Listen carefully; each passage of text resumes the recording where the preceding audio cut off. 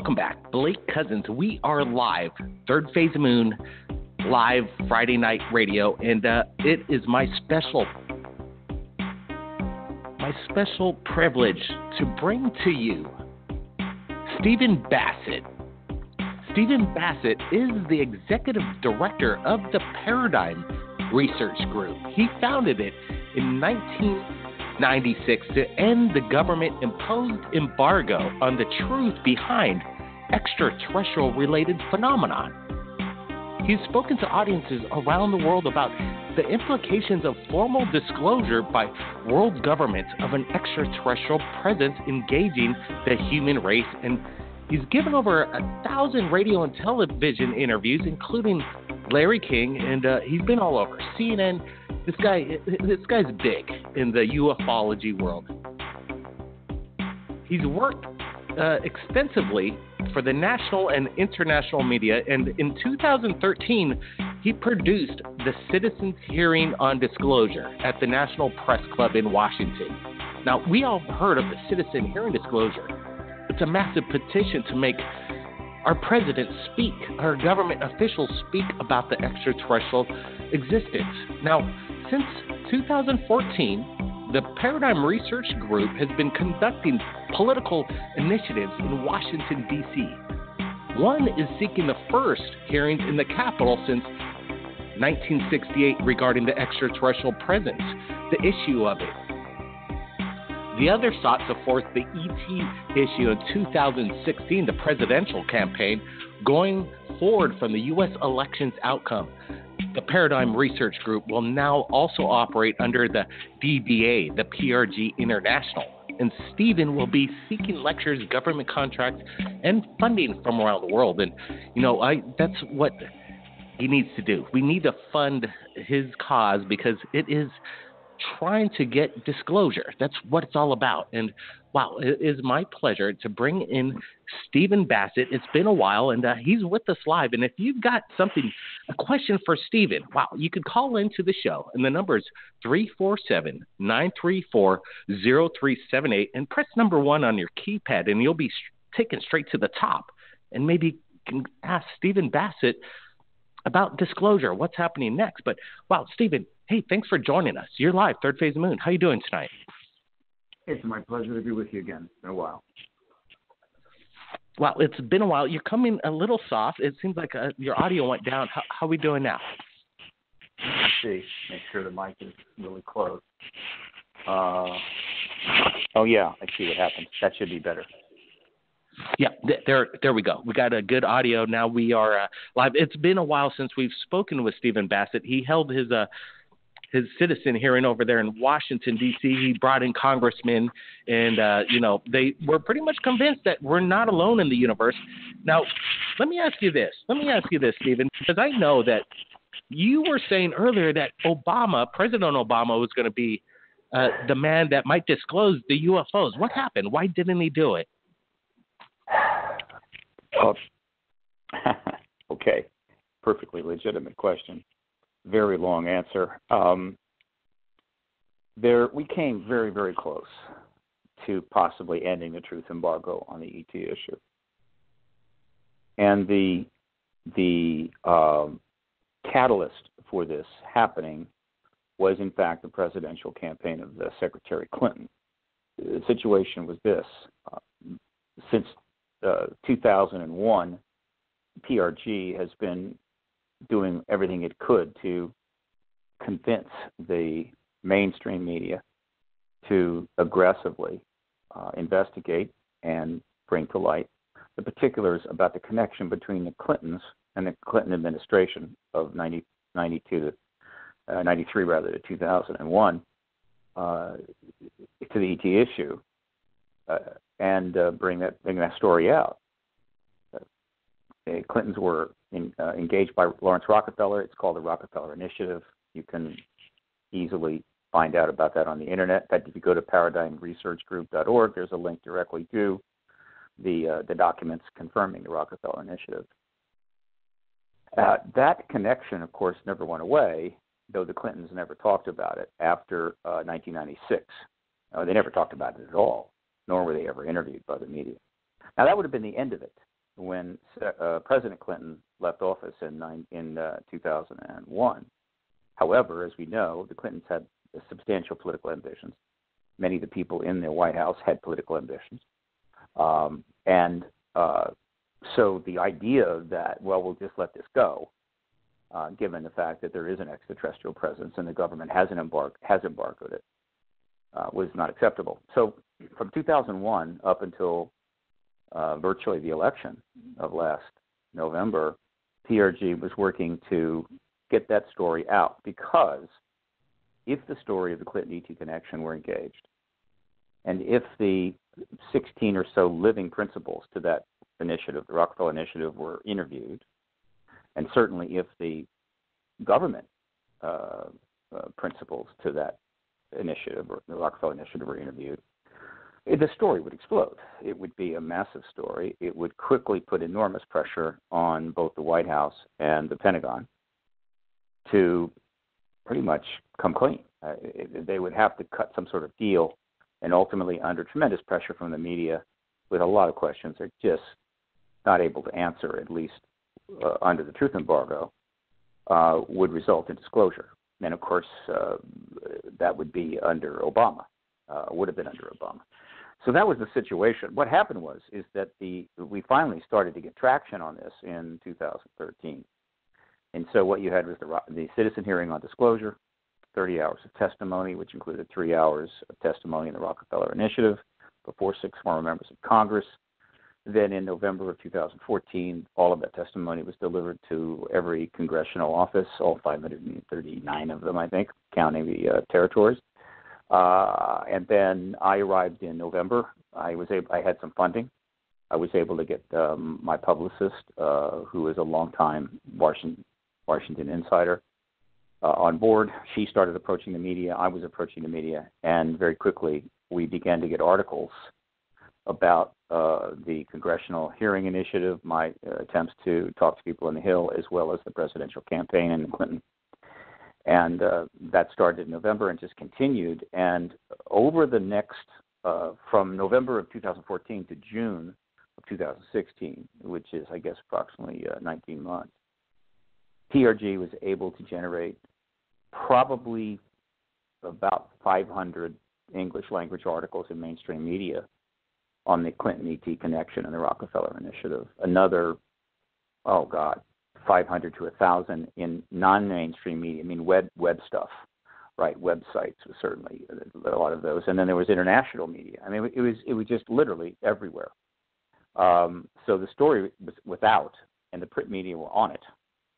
And it was fully in play during the entire presidential campaign that she was running. As a result of this, for the first time in history, a presidential candidate, and not just any presidential candidate, the leading presidential candidate for most of that campaign, was forced to address the issue publicly. And they had already done so in the past, some of her people. John Podesta had spoken about it publicly. President Clinton had spoken about it publicly prior to 2014 several times. But then we were getting them to speak during the election. And so her husband, President Clinton, turned up on talk shows being asked about it. President Obama, who was part of the Clinton team, basically turned up on talk shows being asked about the ET issue. She turned up on talk shows. John Podesta gave several interviews, 14 occasions, I think on 14 occasions up to June the 2nd of 2016. Members of her campaign team were answering questions about the extraterrestrial issue and the connection there. She was never asked about the Rockefeller Initiative directly. Well, let me ask you this, she Stephen, never quickly. referred to it. We'll get to that real quick. But yeah, I remember Hillary, when she's running for the presidency of the United States, she went on Jimmy Kimmel and she said that she'd really get down to the bottom of UFOs. But this is where it, right. This is where it got weird for me. And I didn't really know if her answer was as genuine as one would assume, due to the fact that she said that, she wanted to get down to the bottom and she was going to let the public know basically about it. She wants disclosure. But the problem was when she says, well, if it involved national security, then I guess I wouldn't tell anybody. So that was a conflict, in my opinion. But isn't UFOs a national security in its own way? Why would she say that if it's national security, I'm not going to say it? It's almost like a no-brainer that obviously that it would. Look, that caveat that she included is a standard thing. It was not important. She stated that it's a reasonable thing to state, but nevertheless, what's important was that she was answering any questions about it at all. And probably the most important moment was December the 30th, 2015, and that's when she gave her interview to the Conway Daily Sun to a reporter there named Damon Steer. And she knew that he was interested in the issue, and it was no accident, I believe, that she approached him. He asked her about the issue. In the space of 90 seconds, she said that she would get to the bottom of the issue, that she perhaps would create a task force to get Area 51, of all things. And more importantly, she stated, maybe we've already been visited, we just don't know. These three comments launched a media storm. Hundreds of articles all around the world were generated in January 2016. So again, the political coverage of the extraterrestrial issue from November of 2014 to essentially to late in the campaign, we'll say going up to about August, was unprecedented in history. Nothing had ever been like it. The leading presidential candidate was on the record now repeatedly, as was her campaign chairman. So was her husband, President Clinton. And we were on the brink of this thing exploding, which is exactly what Paradigm Research Group wanted to do. However, there were still a couple of obstacles that had to be breached, and the most important one was the television news. Now, for those that are not familiar with the truth embargo and generally how it works and the various the participation by various institutional entities, this is a pretty stark example. You had a 2-year campaign, most expensive campaign in American history. You had 3 initial Republican candidates. You had 3 initially Democratic candidates. There were 33, 4 primary debates and town halls where these candidates were interviewed, right? And then, of course, we had, I don't know how many, 3 or 4 presidential debates. And sure, the media wanted to sell this. They were opening up forums to go, let's do this, and everybody wanted to be a part of it. There's free advertising for them. Why not? But here's the question. You say that Hillary was leading in the polls. Didn't the polls get it wrong? That's that I don't understand that. Maybe she wasn't leading in the polls. I don't think. By the way, well, I don't know. It seems like they did because now we have Donald Trump. But it could have been through the WikiLeaks. The polls didn't get it wrong. What happened was that there's some very dramatic events that took place in the last virtually 2 weeks of the campaign or the last 10 days, which created such tumult in the electorate that polling became essentially not effective.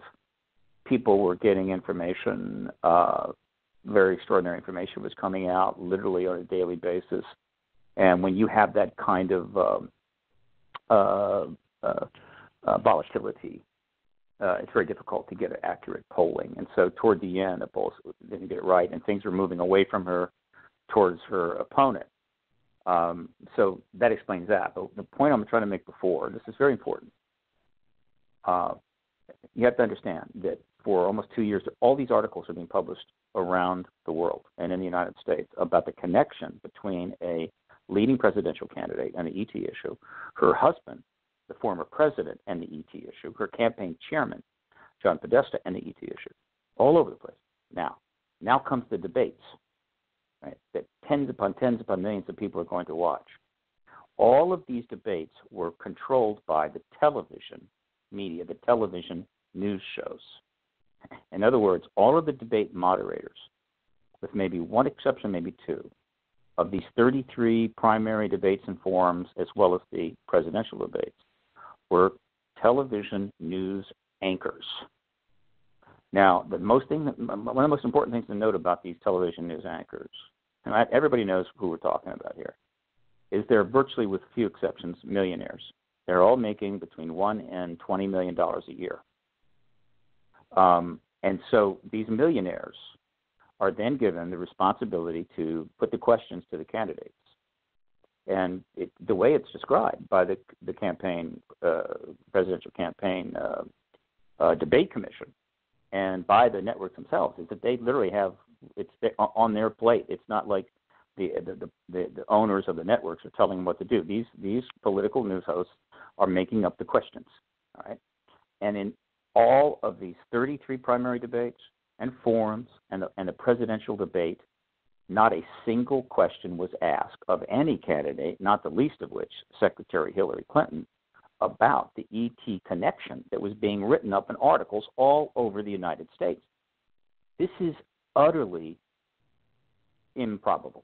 It's astounding. It's a obvious example. Well, they did it to Dennis that particular segment of the media not being able to do that for reasons we don't fully understand. Well, they actually remembered Dennis Kucinich, that debacle when they asked him if anybody on the panel believed in UFOs, and they ridiculed him beyond belief. That would be one of the reasons why I'd imagine the board, the process of the election process, they decided to leave that question out just because of okay, here let me just ask you straight up. Do you think if Hillary Clinton were elected and not Donald Trump, we would have a better chance at disclosure? Is that the point? The goal was to force the issue virtually out in the open during the campaign, and once that issue was out, it would have escalated very quickly, and it was resulted in huge amount of media pressure directed at the White House and the Pentagon. And the goal was to see disclosure under Obama. That's what we wanted, right? Because one, once someone's in the White House, you don't know what they're going to do, and two, she might not win. I predicted in August of 2014, it's on film, that there was a good chance she wouldn't win. And in fact, I put out a number of open letters to Secretary Clinton, which are on the internet and which were referred to in some articles, where I basically say that if she doesn't address this issue, which is this major truth, she wouldn't make it to the White House. And it turns out I was right. Now, since the television news moderators that monopolize the presidential campaign debates refused to address an issue that was in the New York Times, the Washington Post, the Washington Times, the Times of London, and all and on and on and on, like it just wasn't there. It's unbelievable. Since they didn't do that, the next situation was if she wins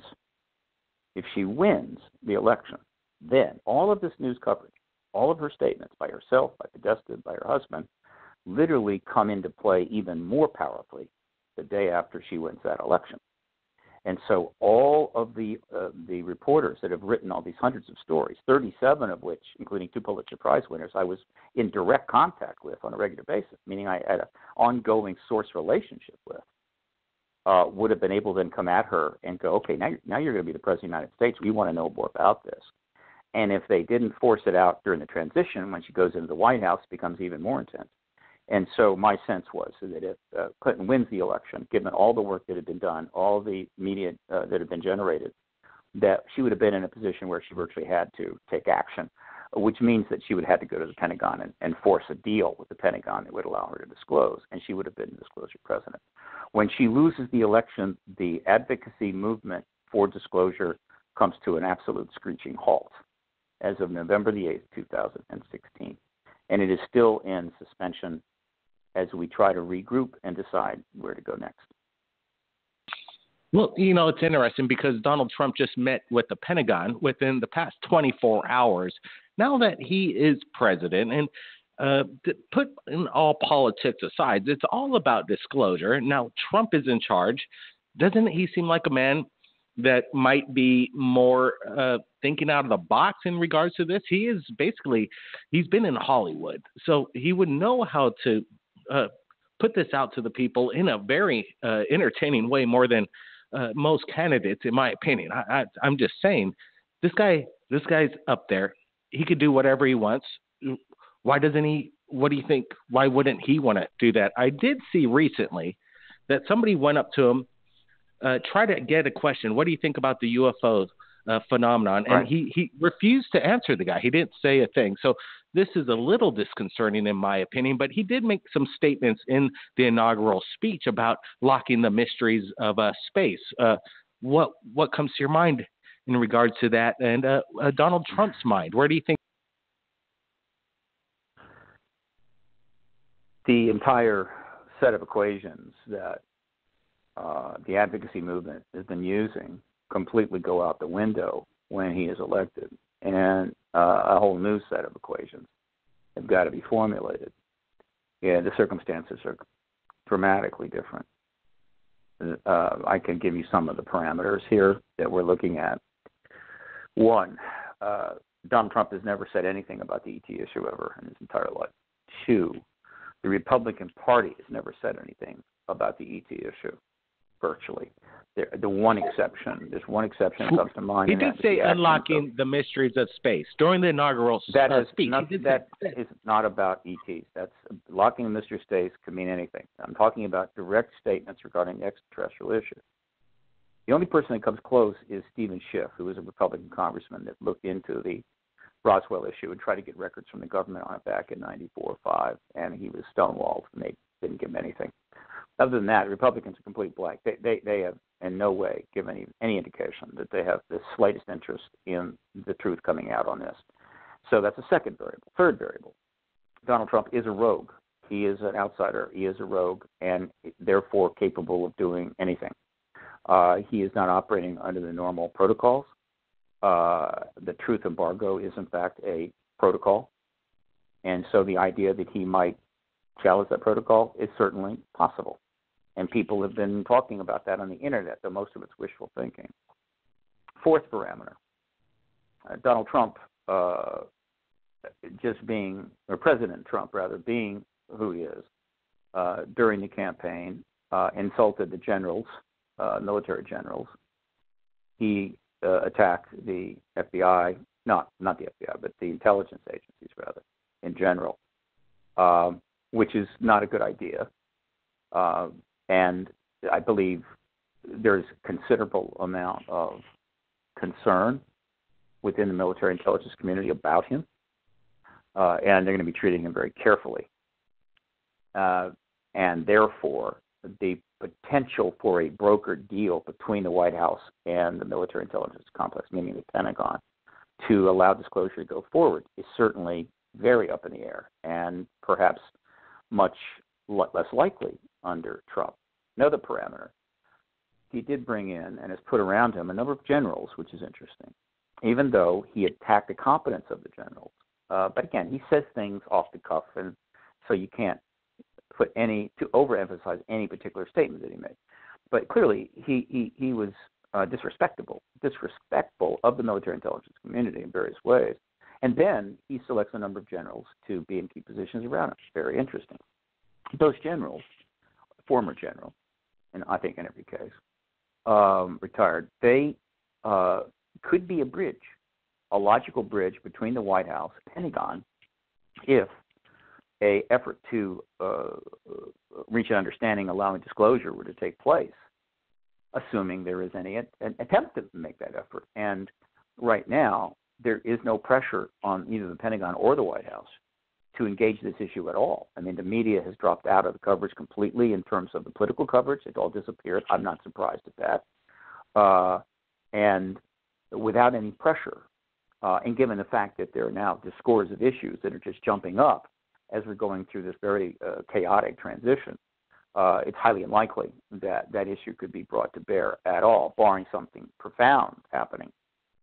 So we're in, it's kind of like a hurricane, And as I've said many times, one of my metaphors, you can't play canasta in a hurricane. You put your cards away and you wait for the storm to pass. And that's kind of what Paradigm Research Group is doing right now. His statement about exploring the mysteries of space, noted, but without any further information, without any elaboration. The speculating is just wishful thinking. And there's a lot of wishful thinking going on. A lot of frustrated people out there. I've got a lot of I got you, that are very upset. Yeah. I got you, but he said unlocking the mysteries of space. Well, that's fine. It's great that that we have a discussion, because that's what Third Phase of the Moon's all about: getting different sides and opinions of different people, and not filtering it, just putting it out there to the world. You mind sticking around for a few more minutes? Maybe get some questions from the public. We just take the calls. All right, let's bring them in. I know. That's great. I think we got F1 with us. F1, go ahead. You got a question for Stephen Bassett? You're up. Yeah, hi, Steve. Question. First of all, it's an honor and a privilege and a pleasure to speak with you. So thank you for that. Get that out of the way. You're welcome. My question would be this. I'm just going to limit it to one topic, in your opinion on this. Do you think that the Ark of the Covenant, or the powers of the box that is supposedly labeled by Gabriel, do you believe that that's now in the South Pole? And do you believe that it is a weapon that works on sound, and that it is a threat to the reptilian types of ET? That's easy. No, and no. I don't have any confidence in those ideas, those speculations at all. Sorry. I just don't. I got you. But there is a lot of chatter about Antarctica recently, and there's been some high politicians visiting the area. So people are, they're out there wondering what the heck is going on. Is it climate change? Is it something else?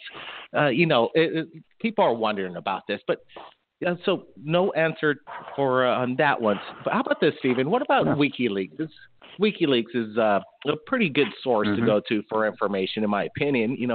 They're putting out they back up what they put out, and there was a lot of talk about some UFO activity. I know that brings a lot to the table. You got discussions. What was the most interesting thing that you've seen that's come out from WikiLeaks in regards to the UFO phenomenon? Oh, that's fairly easy. WikiLeaks has not revealed or dumped any significant records out regarding the ET issue directly. Julian Assange was asked about this a while back. There was an interview, and he was directly asked, "Are you getting, or why have you not published information about the ET issue, the UFO issue?" And what he said is that they're not getting the kinds of materials that they would consider worthy of dealing with.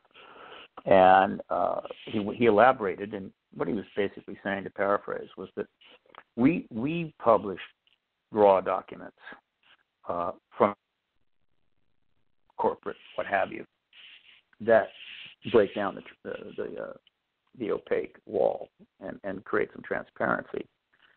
And they're not getting those kinds of documents. They're getting, I think, probably stuff from people about, look at what I wrote, or look at this book, or look at this website. That's not it. They're not getting a document dump. And I'm not surprised at that, because the ET issue is the most highly classified thing in the United States military intelligence complex, period. Those who are directly involved in it are under extremely severe sanctions if they were to take action on this. And so, this, in other words, it's classified above Snowden. Snowden couldn't have got access to this material. So that was what he had to say about that. Okay, so there has been no significant dump, except the DNC leak. Well, not the DNC leak, but the Podesta files. This is where things get interesting. I'd love to know more about the particulars here, but as most of your listeners probably know, part of the chaos that occurred in the last days of the election, which made it difficult to poll accurately what was going on in people's heads.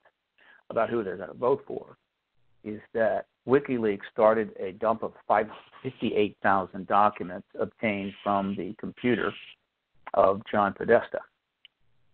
I believe it was just emails. I don't think attachments were included, but maybe they were.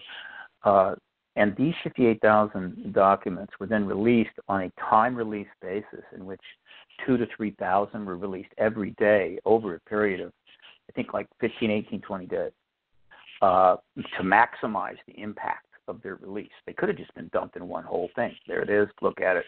But instead, every day you had a new release.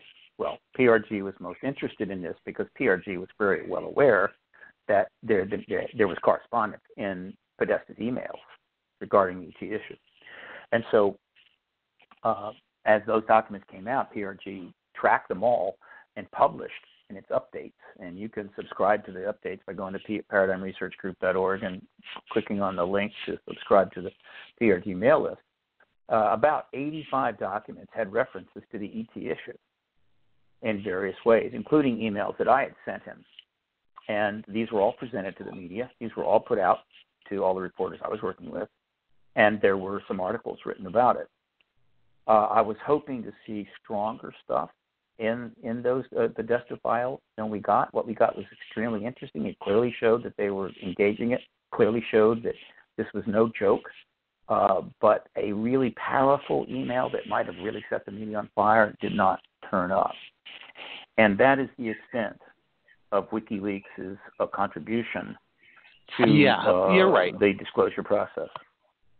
Yeah, it was a little lacklustered, and who knows? Maybe there's somebody editing some of that on top of what is being released above WikiLeaks. For all we know, I'm not sure. There's a little ruffling sound in the background, but let's bring in one more caller. Let's bring in one more caller. Let's see if they got a question for Stephen. 843, you're live, Third Phase Moon. You got a question for Mr. Stephen Bassett? Go ahead.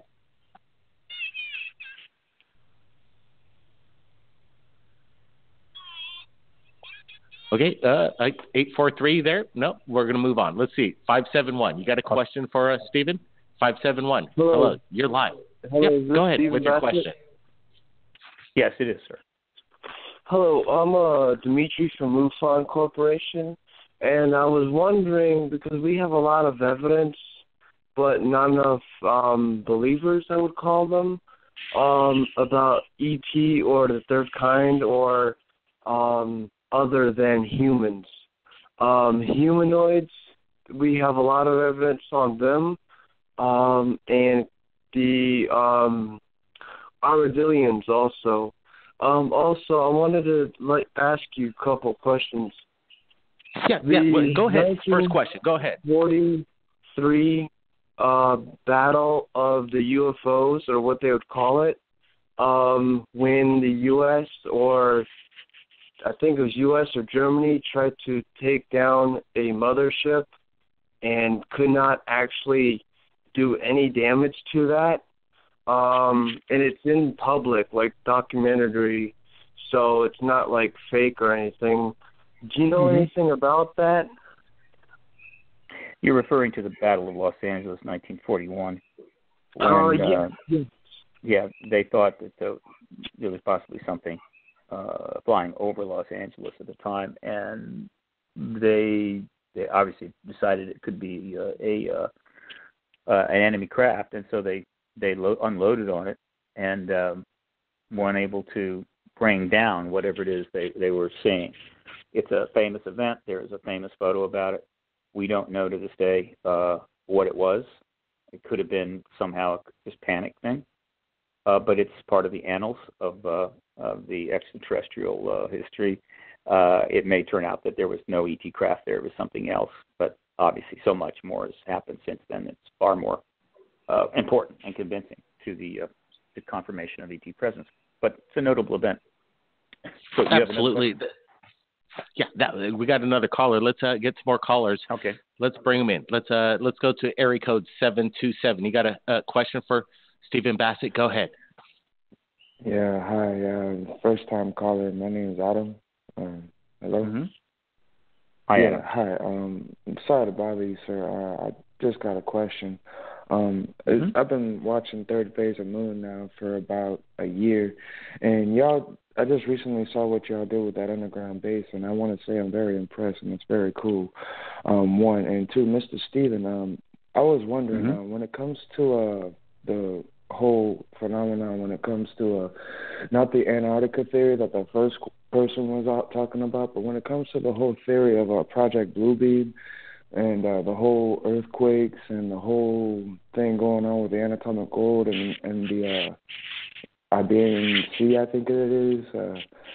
But what do you think's going on with Project Bluebeam, the entire earthquakes, the skyquakes, and everything that's going on with Nibiru supposedly coming by? If you don't mind me asking.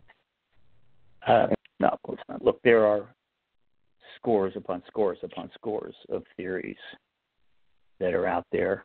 The internet is a great place to follow and generate such theories, direct or indirect connections to the ET issue. They're interesting, often entertaining. Most of them will prove false. In fact, almost most of the material, more than half, maybe as much as 70% or more of all the material relating to the ET issue in the public domain will ultimately prove false. This is not a criticism per se. It is what you would expect given that the government has embargoed this issue and refused to allow the full acknowledgement out and therefore allow proper research and allow us to start sorting the wheat from the chaff. And so over the last 70 years, all these theories have developed. All the ones that you've mentioned there, again, don't have a lot of confidence in those at all. However, there is one that you mentioned which is important, and that's Bluebeam.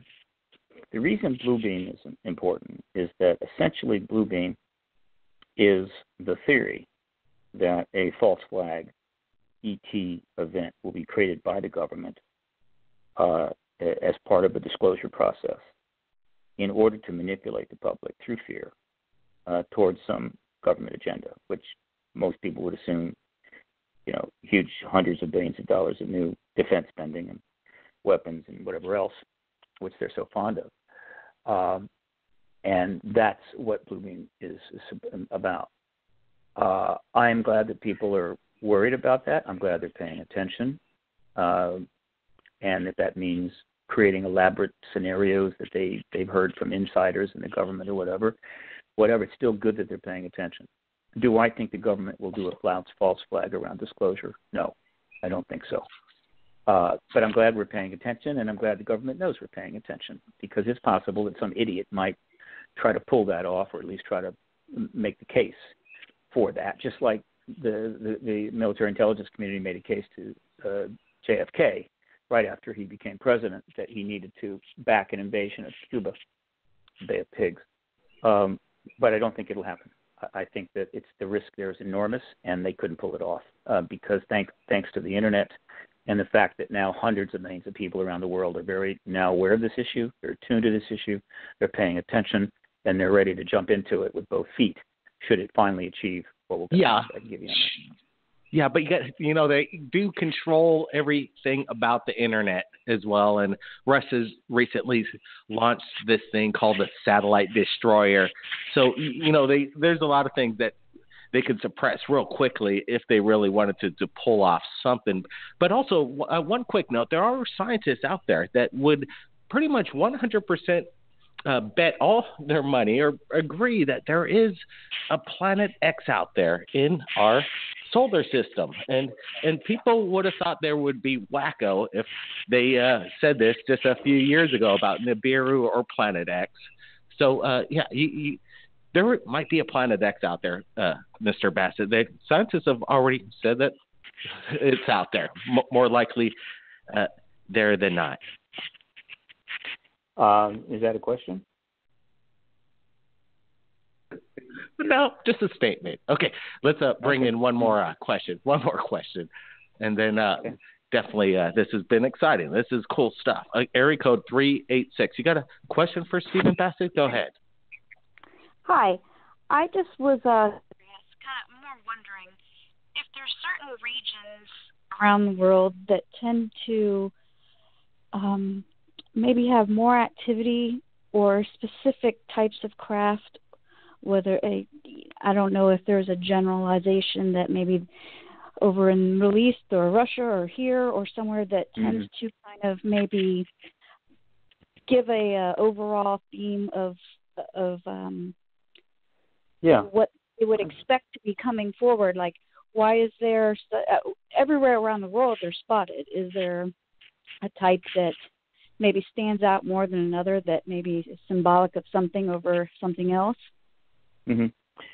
Obviously, the amount of money needed to really survey the entire history of the phenomena, particularly sightings, the types, what have you, locations, would cost a fortune. And this field has never had that kind of money. The truth embargo has helped to ensure that very wealthy people and people that actually believe ETs are real simply will not fund the research for fear of being embarrassed.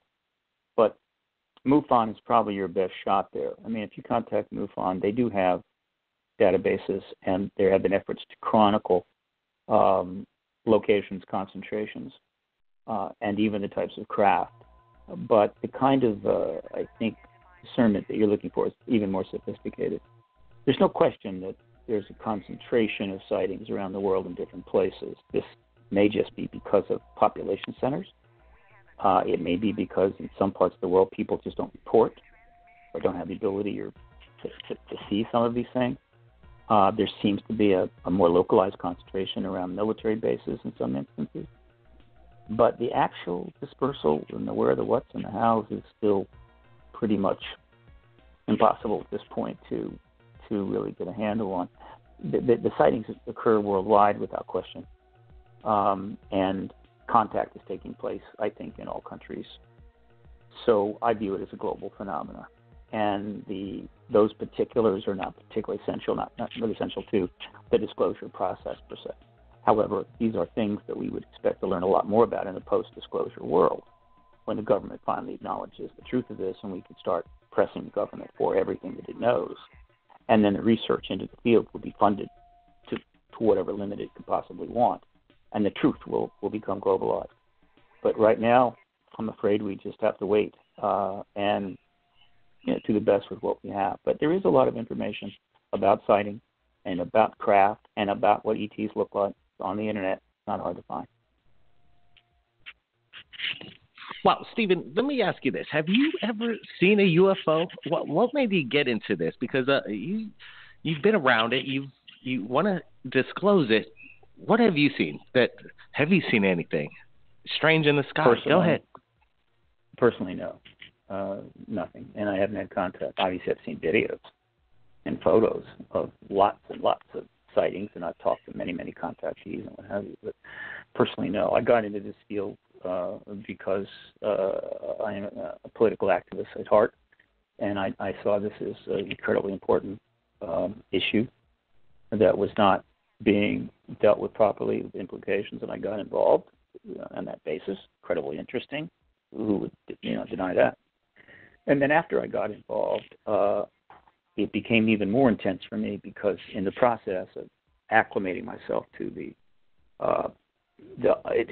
history of the ET issue and trying to understand the why, what, where, and when of it, I came to develop a pretty good understanding of what's going on with the U.S., what's wrong with the U.S., and why we've been heading down the path we've been going.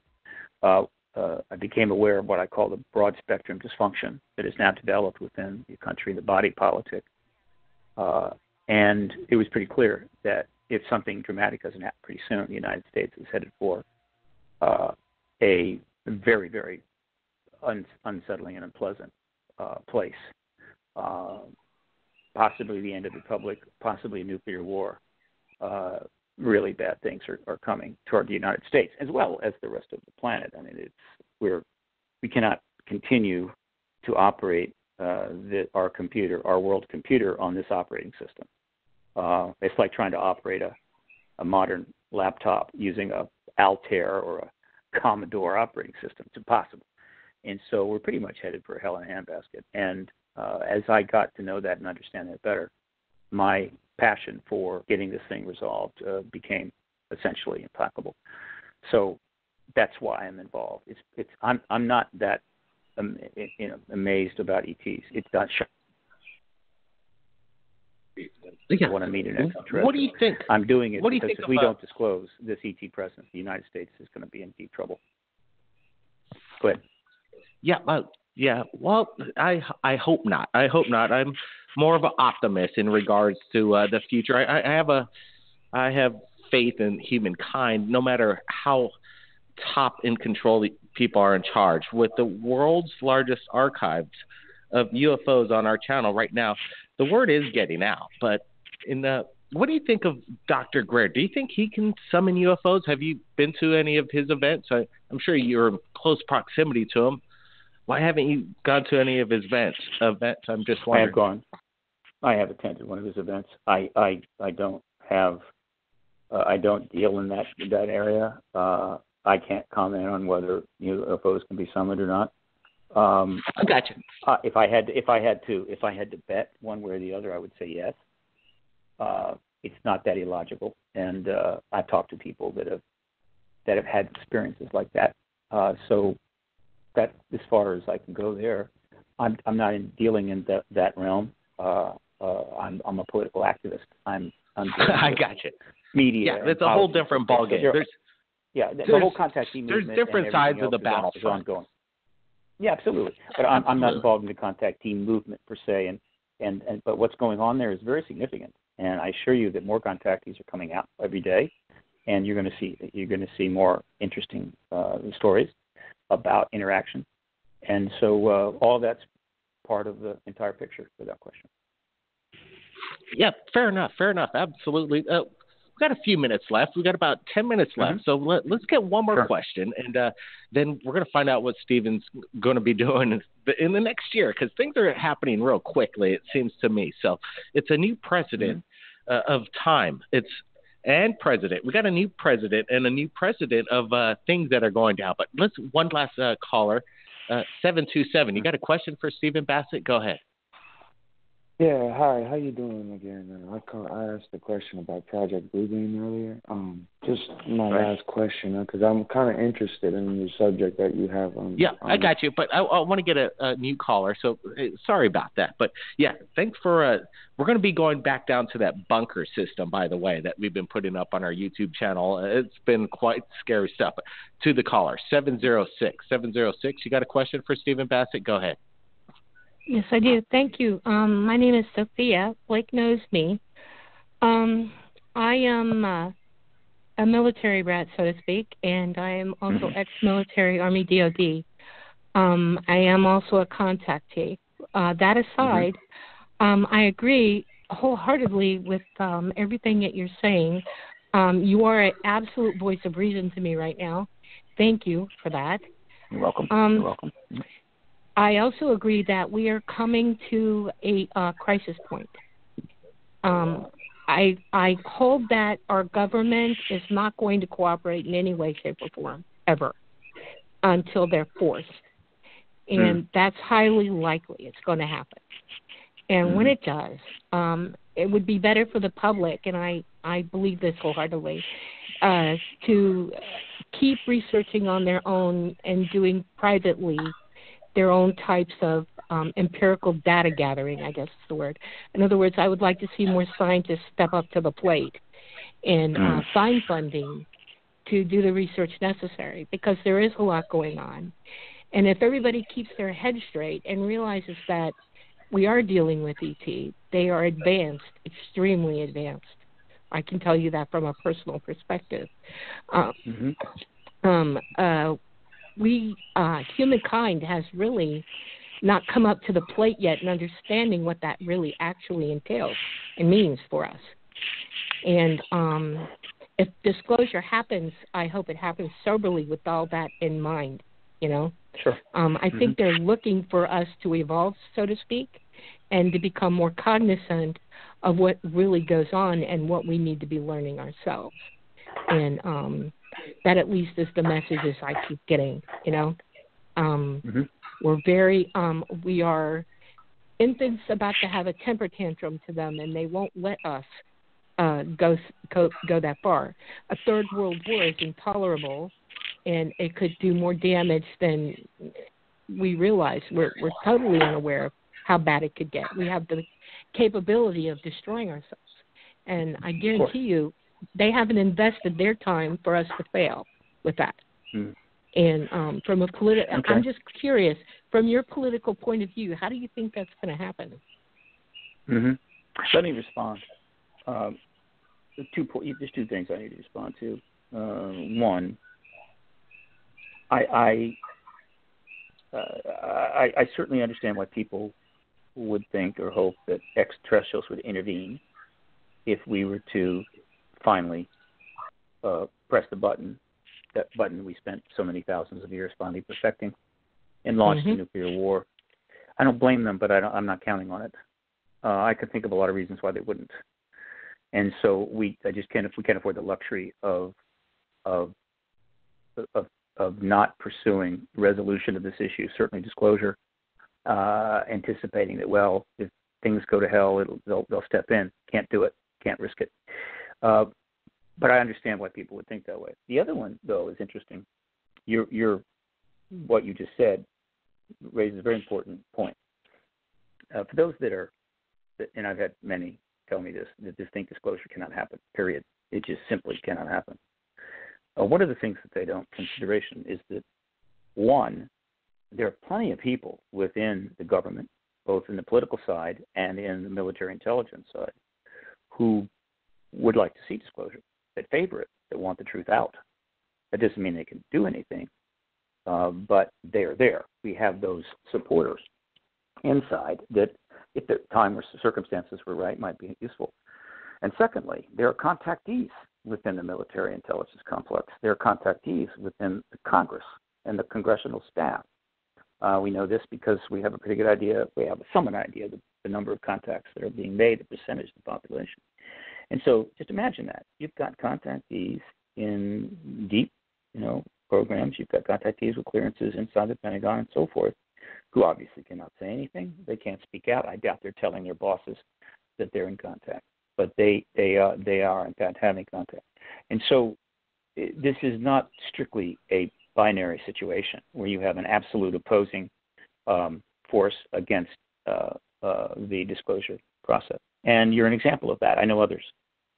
So, again, I appreciate you talking about, you bringing that out, and you're not alone. There are people inside the government that want to end this truth embargo, and we're trying to get to them. And the best way to get to them is to get the media really fired up so that the media goes after the Pentagon and the White House and demands answers.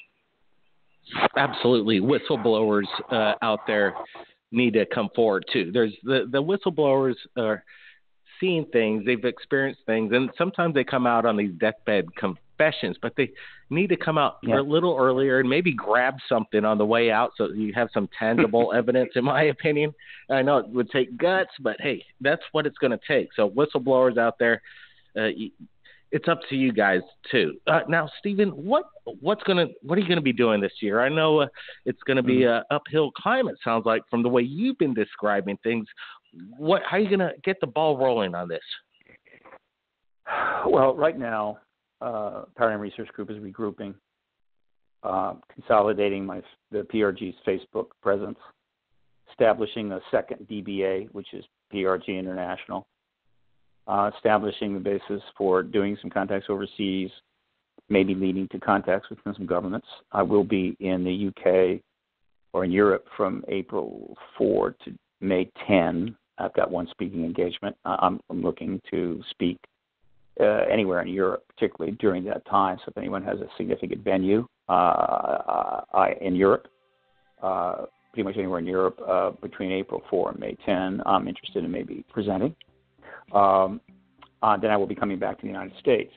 I'm also, one of the things that happened once the election took place and the entire Clinton ET connection track was truncated, funds pretty much dried up. The funding coming into PRG dried up, which is understandable because the principal lever we had was gone.